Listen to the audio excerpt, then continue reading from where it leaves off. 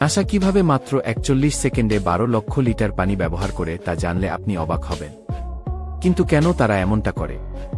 চলুন সহজভাবেই বিষয়টি জেনে নেওয়া যাক। রকেট উৎক্ষেপণের সময় প্রচণ্ড শব্দ ও তাপ তৈরি হয়। এই তাপ এতটাই বেশি হয় যে রকেটের নিচের মাটি আগুনে গরম হওয়া পাত্রের মতো দেখতে লাগে। এমনকি এই তাপ মাটিকে ক্ষতিগ্রস্ত করতে পারে এবং আশপাশের স্থাপনাগুলোরও ক্ষতি করতে পারে।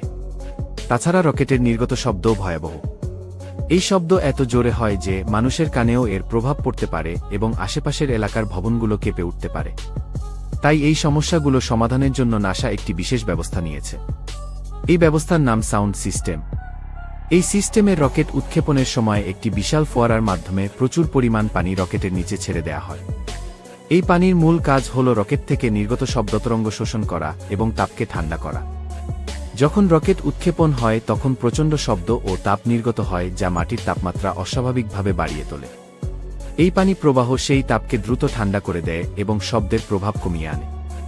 রকেট উৎক্ষেপণের সময় তৈরি হওয়া এই তাপ ও শব্দ যদি নিয়ন্ত্রণ করা না হয় তাহলে শুধু মাটি নয়, রকেট উৎক্ষেপণ কেন্দ্র এবং আশপাশের পরিবেশও মারাত্মক ক্ষতিগ্রস্ত হতে পারে।